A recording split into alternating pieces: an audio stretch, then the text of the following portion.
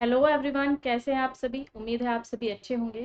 तो आज हम अपनी टिप्स बिट्स सीरीज़ को आगे बढ़ाते हुए एक और नया टॉपिक करने वाले हैं जो हमारे एग्ज़ाम पर्सपेक्टिव से बहुत ही ज़्यादा इम्पोर्टेंट। लेकिन उससे पहले हम बात करेंगे अपनी ऑनगोइंग बैचेस के बारे में, जो कि आप बिना कोई देरी किए ज्वाइन कर सकते हैं।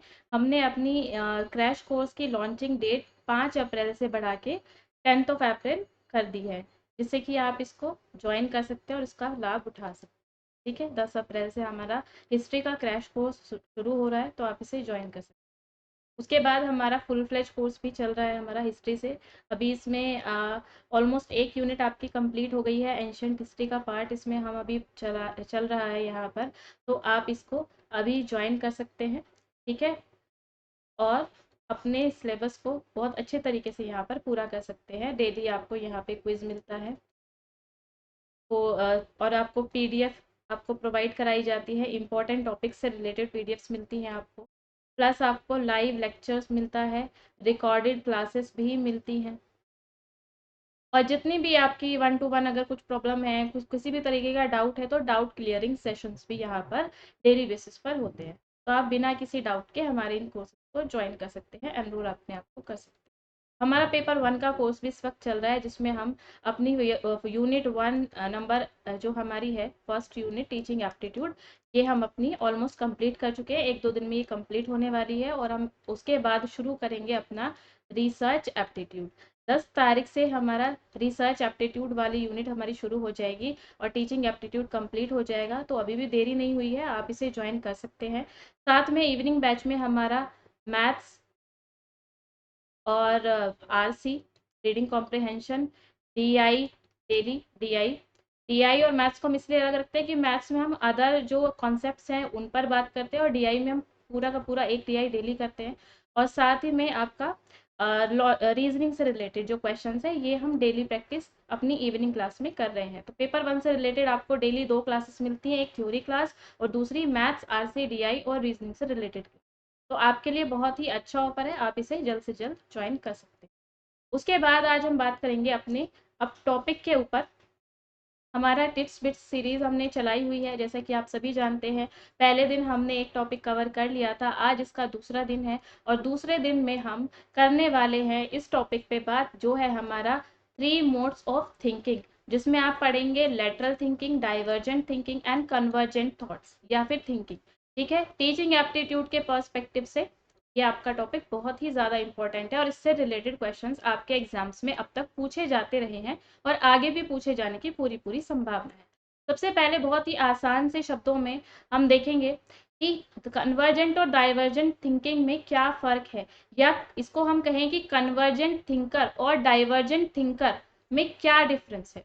तो अगर हम इस पर बात करें, तो आप देख रहे हैं आपके सामने एक पिक्चर है, जिसमें एक तरफ है आपका डाइवर्जेंट थिंकर, जो कि ये वाले हैं, और दूसरा है आपका लेफ्ट इधर की तरफ ये कन्वर्जेंट थिंकर।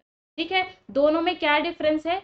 इनके पास जब हम कन्वर्जेंट थिंकर की बात करते हैं, तो ये सिर्फ और सिर्फ एक सोल्यूशन के बारे में सोच रहे हैं। ठीक है, things for a final solution. लेकिन जब हम डाइवर्जेंट थिंकर के बारे में बात कर रहे हैं, तो ये किसी भी सिचुएशन के लिए या किसी भी प्रॉब्लम के लिए उनसे रिलेटेड जितने भी पॉसिबल सोल्यूशन हो सकते हैं प्रॉब्लम से रिलेटेड, एक से ज़्यादा हो सकते हैं, जितने भी हो सकते हैं, ये उनके बारे में ज़्यादा से ज़्यादा तरीकों को सोच सकते हैं, सोच पाने की स्थिति में होते हैं। किसी एक प्रॉब्लम के लिए बहुत सारे सोल्यूशंस को ये लोग सोचते हैं। कौन? Divergent thinkers. अब ये तो हमने ऊपरी तौर पर इनका अर्थ देख लिया, अब इसको थोड़ा सा गहराई से देखते हैं कि क्या मतलब है। सबसे पहले हमारे सामने है कन्वर्जेंट थिंकिंग। तो कन्वर्जेंट थिंकिंग से क्या मतलब है, या कन्वर्जेंट थिंकर उनकी क्या क्वालिटी होती है। तो हम बता रहे हैं कन्वर्जेंट के बारे में, तो ये कन्वर्जेंट थिंकिंग में के दौरान हम अपने लॉजिक का इस्तेमाल करते हैं। जैसा कि हमने अभी अभी देखा ऊपर, जो कन्वर्जेंट थिंकर था, वो किसी भी प्रॉब्लम के लिए सिर्फ एक समाधान की तरफ बढ़ रहा था, एक समाधान वो सोच रहा था और बस बात खत्म। मतलब कि इसकी जो कैरेक्टरिस्टिक्स हो गई, या फिर इसकी जो विशेषता हो गई, वो क्या, कि ये ऑब्जेक्टिव इन नेचर है। ठीक है, किसी भी प्रॉब्लम के लिए सिर्फ एक सोल्यूशन पर बात करेगा, ओनली वन सोल्यूशन। ठीक है, अब जब एक सोल्यूशन है, तो मतलब इसका जो नेचर है वो कैसा हो गया, नेचर हो गया ऑब्जेक्टिव। ठीक है, नेचर ऑब्जेक्टिव हो गया। अब इसमें आप और क्या मैं एग्जांपल आपको देकर बता सकती हूँ, क्लोज एंडेड क्वेश्चंस। अगर मैं क्लोज एंडेड क्वेश्चन पूछती हूँ, अब क्लोज एंडेड क्वेश्चन क्या होते हैं? क्लोज एंडेड क्वेश्चन होते हैं जिसका सिर्फ हाँ या ना में उत्तर हो, या फिर एक ही केवल एक पर्टिकुलर आंसर। ठीक है, जैसे अगर मैं पूछूं कि हमारे देश की राजधानी क्या है, तो इसके लिए आप ऐसा नहीं कि हर एक दिशा में कुछ अलग अलग आंसर दे सकते हैं, आपके बस एक ही आंसर होगा कि दिल्ली। ठीक है, तो ये हो गया आपका क्लोज एंडेड क्वेश्चन। अगर मैं आपसे कोई एक सिचुएशन देके उसका सोल्यूशन पूछूं, तो जितने भी लोगों से मैं उसका आंसर पूछूंगी, या अगर आप डाइवर्जेंट थिंकर हैं तो जितने भी पॉसिबल सोल्यूशंस हो सकते हैं उस पर्टिकुलर प्रॉब्लम से रिलेटेड, आप उतने सोल्यूशन मुझे देंगे। हम यहाँ पर बात करें कन्वर्जेंट थिंकिंग की, तो हम पहले इसी को देख लेते हैं, डाइवर्जेंट के बारे में हम अगली स्लाइड में अपना देखेंगे। तो हम देख रहे हैं कि कन्वर्जेंट थिंकिंग को अब और हम क्या क्या बोलते हैं। कन्वर्जेंट थिंकिंग को हम क्रिटिकल थिंकिंग भी बोलते हैं, वर्टिकल थिंकिंग के नाम से भी जानते हैं, एनालिटिकल थिंकिंग के नाम से भी जानते हैं, और लीनियर थिंकिंग के नाम से भी जानते हैं। तो आपके लिए इन अलग अलग शब्दों का जानना बहुत ज़्यादा ज़रूरी है, क्योंकि एग्जाम में डायरेक्ट आपसे कन्वर्जेंट थिंकिंग ना पूछकर इन शब्दों का इस्तेमाल किया जा सकता है और आपके लिए क्वेश्चन बनाया जा सकता है। तो आपको ये दूसरे नाम भी इसके याद रखने होंगे। ठीक है, उसके बाद हम देख रहे हैं कन्वर्जेंट थिंकिंग क्या है और इसको किसने, इसका ये शब्द जो है वो किसने दिया था। तो इस शब्द की अगर हम बात करें कन्वर्जेंट थिंकिंग की, तो ये हमें दिया था गिलफोर्ड ने। ठीक है, और इन गिलफोर्ड ने ही डाइवर्जेंट थिंकिंग जो शब्द है उसका भी नामकरण किया था। ठीक है, ये बात तो ये आपको याद रखनी है कि गिलफोर्ड, जॉय पॉल गिलफोर्ड, इन्होंने कन्वर्जेंट और डाइवर्जेंट दोनों थिंकिंग इन टर्म्स को दिया था। उसके बाद हमने देखा कि इसमें हम सिर्फ क्लोज एंडेड क्वेश्चंस का आंसर करते हैं, सिर्फ वन पॉसिबल आंसर की बात करते हैं, हम इसमें बहुत अलग अलग तरीके से आंसर निकालने की बात नहीं कर रहे हैं। तो अगर हम इसका नेचर देख रहे हैं तो ये ऑब्जेक्टिव है, नेचर में ये ऑब्जेक्टिव है। इसमें हम अगर बात कर रहे हैं, इसका जो हम आंसर दे रहे हैं तो वो हम अपनी इंटेलिजेंस का इस्तेमाल करके देते हैं। ठीक है, इंटेलिजेंस का इस्तेमाल करके हम जब क्वेश्चन का आंसर दे रहे हैं तो हम कन्वर्जेंट थिंकिंग की बात कर रहे हैं। वहीं अगर हम क्रिएटिविटी का इस्तेमाल कर रहे हैं तो हम डाइवर्जेंट थिंकिंग का इस्तेमाल कर रहे हैं। ठीक है, तो एक एक करके अलग अलग करके हम समझ रहे हैं। कन्वर्जेंट में आपने पढ़ा कि ऑब्जेक्टिव इन नेचर होता है, वन पॉसिबल आंसर होता है, लॉजिक का इस्तेमाल किया जाता है, इंटेलिजेंस के बेसिस पे आप आंसर करते हैं। ठीक है, और क्लोज एंडेड क्वेश्चंस होते हैं, रिजिडिटी होती है इसमें। ठीक है, रिजिडिटी इसमें होती है। हम डाइवर्जेंट को क्या बोलते हैं कि वो फ्लेक्सिबल होता है, हर किसी का आंसर अलग अलग हो सकता है, आप सोल्यूशन को अलग अलग तरीके से घुमा फिरा के आप सोल्यूशन तक पहुंच सकते हैं। लेकिन यहाँ पे क्या है, रिजिडिटी है, जो पर्टिकुलर क्वेश्चन का आंसर है वही रहेगा। ठीक है, उसमें आप बदलाव नहीं कर सकते। ठीक है, सिंगल सोल्यूशन होता है, ये हम देख ही चुके हैं, सिंगल सोल्यूशन। जैसे कि अगर 4 फैक्ट है, ठीक है, एक ये और एक ये, तो ये चारों फैक्ट कन्वर्ट मतलब एक दूसरे से मिल करके सिर्फ एक पॉसिबल सोल्यूशन पर पहुंचते हैं। सोल्यूशन को मैं एस से डिनोट कर रही हूँ। ठीक है, जो भी आपके पास 4 सोल्यूशंस हैं या फिर किसी भी समस्या से रिलेटेड आपके पास 4 आंसर है, उससे मिला करके आप सोल्यूशन तक पहुंच रहे हैं। वहीं अगर मैं दूसरी तरफ डाइवर्जेंट की बात करूं, तो आपके सामने एक क्वेश्चन है और उस क्वेश्चन के आपके पास कितने बहुत सारे सोल्यूशन है। ठीक है, ये 4 से ज्यादा भी हो सकते हैं। देख रहे हैं, इधर एरो अंदर की तरफ आ रहे हैं जहां पे आप कन्वर्जेंट की बात कर रहे हैं, और जहां आप डाइवर्जेंट की बात कर रहे हैं तो एरो बाहर की तरफ जा रहे हैं कि सोल्यूशन कहाँ है, बहुत सारे हैं, एक क्वेश्चन के बहुत सारे सोल्यूशन है। वहीं दूसरी तरफ बहुत सारे आंसर्स हैं आपके, उससे एक सोल्यूशन बना रहे हैं आप। ठीक है, तो ऑब्जेक्टिव और सब्जेक्टिव में आपको डिफरेंस समझ आ गया होगा। अभी हम इसको फिर से रिपीट करेंगे जब हम डाइवर्जेंट पढ़ेंगे। ठीक है, कन्वर्जेंट आपको क्लियर हो गया होगा, आई होप। यहाँ पर आपको दिया जा रहा है कि किस तरीके के आंसर होते हैं। तो हमने पढ़ा था कि क्लोज एंडेड क्वेश्चंस के आंसर जब आपसे पूछे जाते हैं तो उस केस में आप कन्वर्जेंट थिंकिंग का इस्तेमाल करते हैं। ठीक है, उसमें आपके एमसीक्यू हो सकते हैं, राइट रॉन्ग या ट्रू फॉल्स रिलेटेड क्वेश्चन हो सकते हैं, फिल इन द ब्लैंक्स वाले क्वेश्चन हो सकते हैं। ठीक है, इस तरीके के क्वेश्चन जिसमें फिक्स होता है आंसर। तो इस केस में क्या होता है, या तो आपका आंसर 100% राइट होगा या फिर 100% रॉन्ग होगा। ठीक है, इसमें और कोई पॉसिबिलिटी आपकी नहीं हो सकती।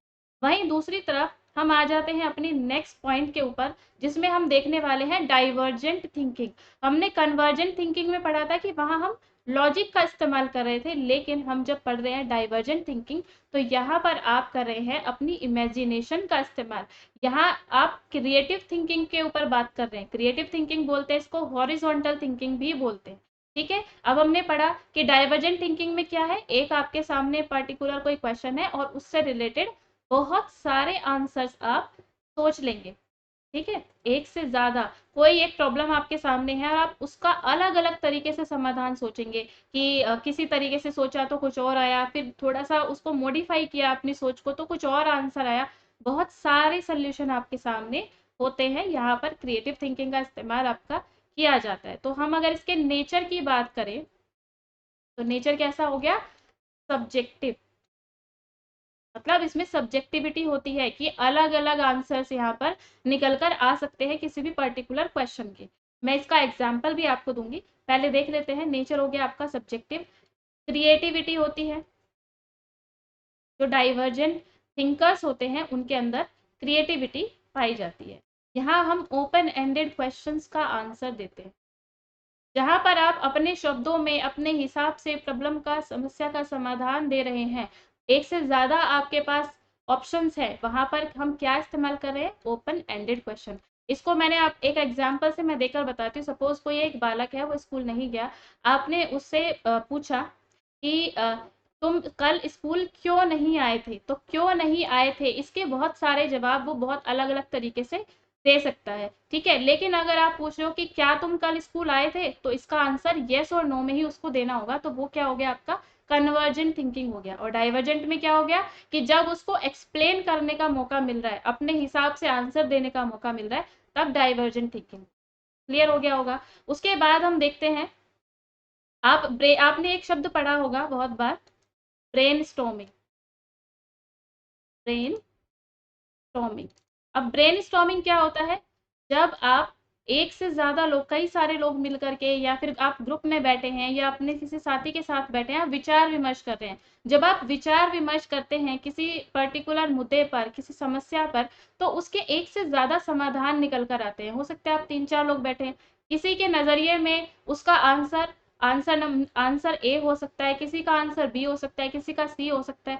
तो जब बहुत सारे आंसर्स निकल के आते हैं और आप विचार विमर्श करते हैं, उसको बोलते हैं ब्रेन स्टॉर्मिंग। तो ये एक एग्जाम्पल होता है आपके डाइवर्जेंट थिंकिंग का। ठीक है, जहां पर एक क्वेश्चन के आप बहुत सारे आंसर निकाल पा रहे हैं। ठीक है, इसको हम लेटरल भी बोलते हैं। ठीक है, लेटरल या हॉरिजॉन्टल बोल रहे हैं आप यहाँ पर। ये इंडक्टिव इन नेचर होता है, inductive in nature, inductive and subjective. Inductive क्यों, क्योंकि यहाँ आप पर्टिकुलर से जनरल पर जा रहे हैं, पर्टिकुलर टू जनरल। मतलब इसका क्या मतलब हुआ, इंडक्टिव और डिडक्टिव, क्योंकि हम देख रहे हैं कि कन्वर्जेंट क्या है, डिडक्टिव का एक टाइप है। डिडक्टिव मतलब कि एक रूल पहले से फिक्स है, उस रूल को फॉलो करके ही आपको समस्या का समाधान निकालना है। लेकिन डाइवर्जेंट में क्या है, आप अलग अलग चीजों के साथ एक्सपेरिमेंट कर रहे हैं, बहुत सारे आपके पास ऑप्शंस है, और उनमें उनको फॉलो करके आप किसी एक सोल्यूशन पर पहुंच रहे हैं। ठीक है, तो ये होता है आपका डिडक्टिव, कि आपने बहुत सारे पर्टिकुलर आपने एक्सपेरिमेंट्स किए, या बहुत सारे आपके पास सोल्यूशन है, और उनको फॉलो करके आप एक जनरल, मतलब एक जनरलाइज करने वाली सिचुएशन में आप पहुंच गए, आपने जनरलाइज कर लिया। ठीक है, तो ये हो गया आपका इंडक्टिव एंड डिडक्टिव। क्लियर हो गया होगा आप सभी को। मुझे कमेंट बॉक्स में जरूर बताते रहे कि किसी भी पॉइंट में अगर आपको कुछ भी पूछना है या कुछ और ज्यादा आपको एक्सप्लेनेशन चाहिए, तो आप पूछ सकते हैं। क्लियर हो गया होगा। अब हम इसके इन दोनों में डिफरेंस देखेंगे आगे, कि और क्या क्या डिफरेंस होते हैं। सबसे पहले इसमें एग्जाम्पल देख लेते हैं कि क्या है। ब्रेनस्टॉर्मिंग का हमने एग्जाम्पल देख लिया कि आप ऑफिस में हैं brainstorming session in an office to create an advertisement. Suppose किसी की एडवर्टीजमेंट एजेंसी में आप काम करते हैं और वहां पर आपको एडवर्टीजमेंट बनाना है। एडवर्टीजमेंट क्या है, क्रिएटिविटी का काम होता है। तो आप 4-5 लोगों का ग्रुप होगा, आप आपस में बात करेंगे किसी क्रिएटिव सोल्यूशन पर पहुंचने के लिए, एक दूसरे से विचार विमर्श करना, सबके पॉइंट ऑफ व्यू को जानना, सबकी क्रिएटिविटी के हिसाब से अलग अलग तरीके के एडवर्टीजमेंट का एक आइडिया आप डेवलप करेंगे, है ना, आपस में डिस्कस करके। उसके बाद आप लास्ट में किसी एक समाधान पर पहुंचेंगे, लेकिन शुरुआत में आपके पास बहुत सारे आइडियाज होंगे, ठीक है। उसके बाद अगर आप प्लान कर रहे हैं कहीं बाहर ट्रिप पे जाने के लिए, तो आपके पास बहुत सारे मोड ऑफ ट्रांसपोर्टेशन है, तो आप मल्टीपल रूट्स को फॉलो कर सकते हैं। मतलब किसी एक रूट पर ना जाकर, जो पहले से ही डिफाइंड है, आप अलग अलग रूट को एक्सप्लोर कर सकते हैं, ठीक है। Using a stack of blocks to find out how many shapes you can come up with. अब अच्छा, इसका एक और एग्जाम्पल है कि जैसे छोटे बच्चे होते हैं, उनको बहुत ब्लॉक्स का एक गेम होता है, छोटे छोटे पीसेस में कुछ प्लास्टिक के या वुडन के ब्लॉक्स आते हैं। वो क्या करते हैं, उन ब्लॉक्स को जोड़ तोड़ के बहुत अलग अलग तरीके की शेप्स बना लेते हैं। तो वो भी एक एग्जाम्पल है डाइवर्जेंट थिंकिंग का, ठीक है। Writing a caption for your social media post, ये आजकल आप सभी लोग करते होंगे। कोई भी आप सोशल मीडिया पोस्ट डाल रहे हैं, इवन अपनी पिक्चर ही अपलोड कर रहे हैं, तो आप उसके साथ कैप्शन डालते हैं। तो कैप्शन डालने से पहले आप बहुत ज़्यादा सोचते हैं कि क्या मैं ये डाल सकता हूँ, क्या मैं ये डाल सकती हूँ, या फिर ये, या फिर ये। तो इतना सब बहुत सारे आपके पास ऑप्शन होते हैं कि इनमें से क्या डालूं, फिर आप उनमें से एनालाइज करके कोई एक चूज करके डालते हैं, ठीक है। कोई रूल तो नहीं है इसको डालने के लिए कि आपको स्पेसिफिक रूल को फॉलो करके सिर्फ ये ही ऑप्शन आपको चूज करना है, सिर्फ ये ही आपको कैप्शन डालना है।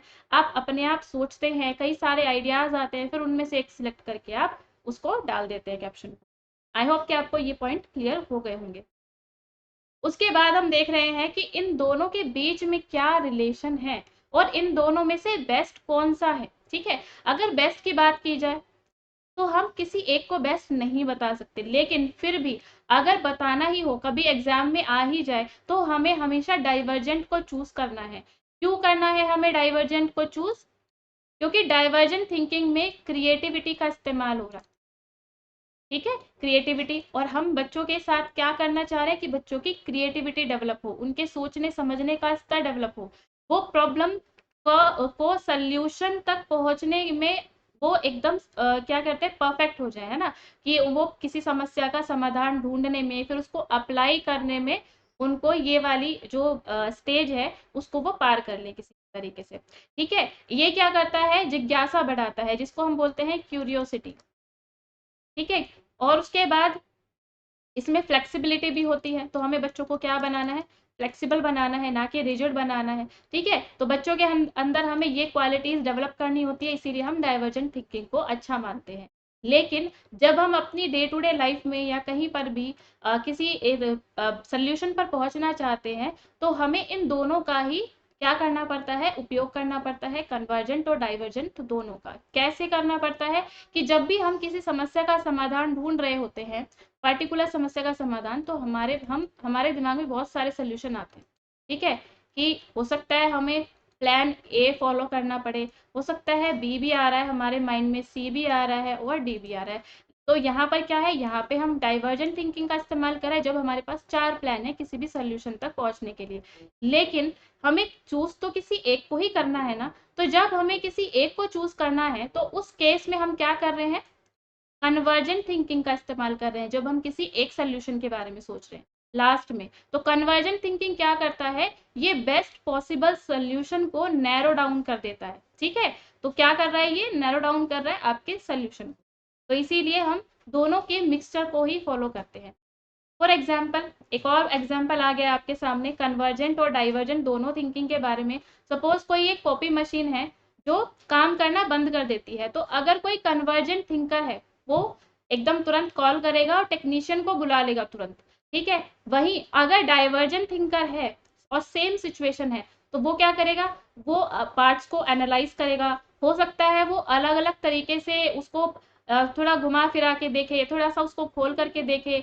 उसके बहुत सारे ऑप्शन में टेक्नीशियन को कॉल करना भी एक ऑप्शन हो सकता है, लेकिन वो हो सकता है यूट्यूब से सोल्यूशन ढूंढने की कोशिश करे या अपने किसी साथ वाले व्यक्ति से पूछे। तो उसके पास एक प्रॉब्लम के बहुत सारे सोल्यूशन है। डाइवर्जेंट थिंकिंग थिंकर जो है, उसके पास मैनी ऑप्शंस है, बहुत सारे सोल्यूशन है, जबकि कन्वर्जेंट थिंकर जो है उसके पास ओनली वन सोल्यूशन है, वो क्या है, टेक्नीशियन को कॉल करना। लेकिन डाइवर्जेंट थिंकर के पास बहुत सारे सोल्यूशन है कि वो यूट्यूब से सोल्यूशन देखे, चाहे वो टेक्नीशियन को कॉल करे, चाहे वो अपने किसी साथी से पूछ ले, या वो खुद ही एनालाइज कर ले कि क्या खामी है। क्लियर हो गया होगा सभी को, ठीक है। उसके बाद आता है इन दोनों का जो मिक्सचर है उसको हम लेटरल थिंकिंग के नाम से जानते हैं, ठीक है, using both convergent and divergent thinking, ठीक है। हालांकि हमने लेटरल थिंकिंग डाइवर्जेंट थिंकिंग के अंदर भी पढ़ा था, तो लेकिन इसको आजकल अलग से भी पढ़ा जाता है कि जहां हम इन दोनों का इस्तेमाल कर रहे हैं वहां हम लेटरल थिंकिंग का इस्तेमाल कर रहे हैं। इसको हम थिंकिंग आउटसाइड द बॉक्स ये भी पढ़ते हैं, ठीक है, और ये आपके एग्जाम में पूछा जा चुका है, तो ये आप पीवाईक्यू मान के चलेंगे। तो अगर आपके क्वेश्चन में लेटरल थिंकिंग ऑप्शन है तो आप लेटरल लगाएंगे, और अगर लेटरल नहीं है तो आप क्या लगाएंगे, तो आप डाइवर्जेंट थिंकिंग को चूज करेंगे। क्लियर हो गया होगा आप सभी को, ठीक है। और इन दोनों का मिक्सचर है। अब हम देख लेते हैं कि दोनों में डिफरेंस क्या है, एक और बार देख लेते हैं, हालांकि हम ऊपर देख चुके हैं, लेकिन ये टॉपिक आपको अच्छे से क्लियर हो जाए इसलिए एक और बार हम इसको देख रहे हैं। Convergent thinking is the type of thinking that involves finding the most effective, जो भी एक कोई सोल्यूशन मोस्ट इफेक्टिव है उसको हम ढूंढते हैं कन्वर्जेंट थिंकिंग में, और डाइवर्जेंट में all possible solution, explore many possible solution, ठीक है। फिर वहीं दूसरे पॉइंट पर अगर हम आए तो there is only one right solution and there is on multiple solution. Clear. उसके बाद हमने डिडक्टिव और इंडक्टिव पढ़ा था कि कन्वर्जेंट थिंकिंग में आपका डिडक्टिव रीजनिंग का यूज होता है, जबकि डाइवर्जेंट थिंकिंग में आपका इंडक्टिव रीजनिंग का इस्तेमाल किया जाता है। जो कन्वर्जेंट थिंकिंग है वो एक्यूरेट होती है, क्योंकि जो फिक्स आंसर है, केवल एक ही ऑप्शन है और वो फिक्स है, तो वो क्या होगा, बिल्कुल एक्यूरेट होगा, उसमें बिल्कुल भी आपका टाइम नहीं लगेगा, जो आंसर है वो तुरंत आप बता देंगे। एंड ये लॉजिकल होता है ना, हम अपनी लॉजिकल थिंकिंग का इस्तेमाल करते हैं। वहीं जो डाइवर्जेंट थिंकिंग है ये स्पॉन्टेनियस होती है, फ्री फ्लोइंग होती है और नॉन लीनियर होती है, क्योंकि हमने कन्वर्जेंट में पढ़ा था कि ये लीनियर होती है, कि एक जो फिक्स पाथ है इसका उसी पे चलता है कन्वर्जेंट थिंकर। लेकिन डाइवर्जेंट थिंकर क्या होता है, किसी फिक्स पाथ पे नहीं चलता है। तो जो कन्वर्जेंट थिंकर है वो कम टाइम लेगा, है ना, कन्वर्जेंट थिंकिंग जो है वो कम टाइम लेती है, जबकि डाइवर्जेंट थिंकिंग ज्यादा टाइम लेती है। और वो कैसे, जो कन्वर्जेंट थिंकिंग है जब इसका फिक्स पाथ है कि उसी पे चल के हमें सिर्फ एक पॉसिबल सोल्यूशन जो भी है, फिक्स आंसर वही फाइंड आउट करना है, तो उसमें कम टाइम लगेगा। लेकिन जब डाइवर्जेंट थिंकिंग की बात आती है, जब हम ब्रेन स्टॉर्मिंग कर रहे हैं, बहुत सारे पॉसिबल आंसर्स ढूंढ रहे हैं, तो ऑब्वियसली उसमें टाइम भी ज्यादा लगेगा। आई होप कि आपको ये पॉइंट्स क्लियर हो गए होंगे। उसके बाद आप एक लास्ट ये फिगर और देख लेते हैं, इसमें आपको और तीनों बातें एकदम क्लियर हो जाएंगी। जिसमें हम सबसे पहला देखा हमने कन्वर्जेंट थिंकिंग या डाइवर्जेंट थिंकिंग। डाइवर्जेंट थिंकिंग में हम इमेजिनेशन का इस्तेमाल करते हैं, कन्वर्जेंट थिंकिंग में हम लॉजिक का इस्तेमाल करते हैं। डाइवर्जेंट थिंकिंग में एक क्वेश्चन होता है और उसके बहुत सारे आइडियाज या बहुत सारे सॉल्यूशंस होते हैं। कन्वर्जेंट थिंकिंग में बहुत सारे फैक्ट से आप केवल एक आंसर निकालते हैं। क्लियर। डाइवर्जेंट थिंकिंग को आप क्रिएटिव थिंकिंग, हॉरिजॉन्टल थिंकिंग और ब्रेनस्टॉर्मिंग कहते हैं, जबकि कन्वर्जेंट थिंकिंग को क्रिटिकल थिंकिंग, वर्टिकल, एनालिटिकल और लीनियर थिंकिंग के नाम से हम बुलाते हैं। उसी के बाद हम देख रहे हैं कि लेटरल थिंकिंग क्या होता है, थिंकिंग आउटसाइड द बॉक्स, या इन दोनों का जो मिक्सचर है उसको हम लेटरल थिंकिंग के नाम से बुलाते हैं। तो आपका ये टॉपिक कंप्लीट हो गया है। आपको ये टॉपिक कैसा लगा, या इसके बारे में आपको और इन्फॉर्मेशन चाहिए या और ज़्यादा आपको एक्सप्लेनेशन चाहिए, आप हमें कमेंट बॉक्स में लिख सकते हैं, और अपना फीडबैक हमें ज़रूर दें, जिससे कि हम अपने में, अगर आप कुछ हमें सजेशन देना चाहते हैं कि कोई इम्प्रूवमेंट चाहते हैं, तो हमें ज़रूर आप कमेंट बॉक्स में बता सकते हैं।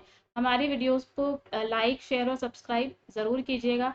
और अंत में जाते जाते मैं आपको फिर से रिमाइंड कराना चाहती हूँ कि हमारा हिस्ट्री का क्रैश कोर्स 10 अप्रैल से शुरू होने जा रहा है, तो आप इसको जल्द से जल्द ज्वाइन कर सकते हैं, ताकि आपको अपकमिंग एग्जाम में हेल्पफुल हो। और हमारा फुल फ्लेज कोर्स हिस्ट्री का चल ही रहा है, जिसमें एंशंट हिस्ट्री पर अभी क्लासेस ऑन गोइंग है, तो आप इसे भी ज्वाइन कर सकते हैं अगर आप अगले एग्जाम की तैयारी कर रहे हैं।